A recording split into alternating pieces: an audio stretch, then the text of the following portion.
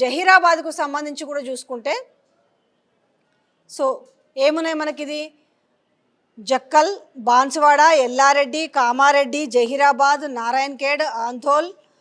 So మనము ఇంక ఇవంతా కూడా మీరు ఒకసారి ఇవన్నీ చూసుకోవచ్చు, ఎవరెవరు ఏ పొజిషన్లో ఉన్నారు, ఎంత శాతం ఉన్నారని చూద్దాం. చూసుకుంటే ఓవరాల్ పర్సంటేజ్ దిద్దాం మనం. ఎట్లా ఈ నారాయణఖేడ్ కావచ్చు, ఆంధోల్ కావచ్చు, జహీరాబాద్ కావచ్చు, కామారెడ్డి కావచ్చు. సో మనకి ఇందులో ఒక్కటి కూడా జహీరాబాద్లో so Congress, BRS, Congress, BJP, BRS, Congress.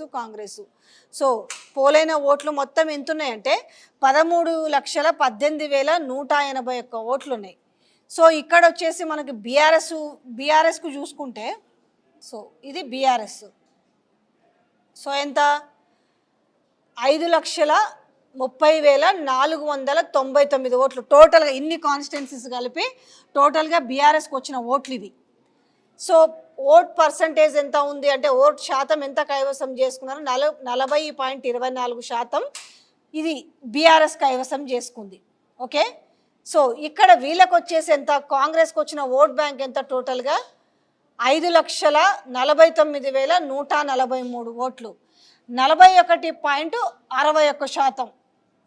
So ఇక్కడ కూడా ఎంత పెద్ద మనకు ఓట్ శాతంలో చూసుకుంటే రమారమి 1%. సో ఇక్కడ ఇంకా బీజేపీ విషయానికి వస్తే 1,72,766 ఓట్లు వచ్చినాయి.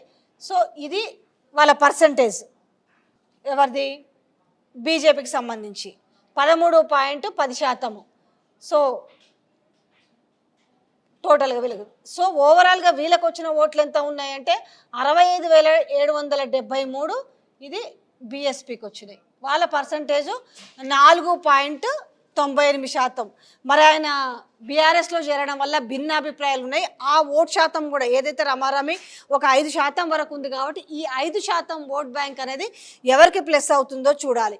ఈ 5% ఓట్ బ్యాంక్ ప్రకారం ఒకవేళ ఇప్పుడు అందులో చేరిండు కాబట్టి దీనికి యాడ్ అవుతే ఇవి వచ్చేసి ఈ ఓట్లు అవంతా యాడ్ అవుతే ఇప్పుడు ఇక్కడ అప్పటికైనా కూడా ఎంత ఉంది వీళ్ళకు 1% డిఫరెంట్ కాబట్టి సో ఫైట్ ఎవరి మధ్యలో ఉంది, ఇక్కడ పోటీ ఎవరి మధ్యలో ఉంది మనకు చూసుకుంటే జహీరాబాద్కి వచ్చేసి కాంగ్రెస్ వర్సెస్ బీఆర్ఎస్. ఇక్కడ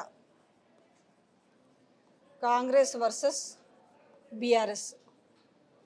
సో ఇది జహీరాబాద్ పార్లమెంటు నియోజకవర్గానికి సంబంధించిన సో మొన్న ఎలక్షన్స్లో ఏదైతే అయిందో 2023లో అయిన పోలింగ్కి సంబంధించిన ఈ మిగతా 4 పార్టీలు కూడా తీసుకుందాం, ఎందుకంటే బీఎస్పీ కైవసం చేసుకుంది కూడా చూసినాం.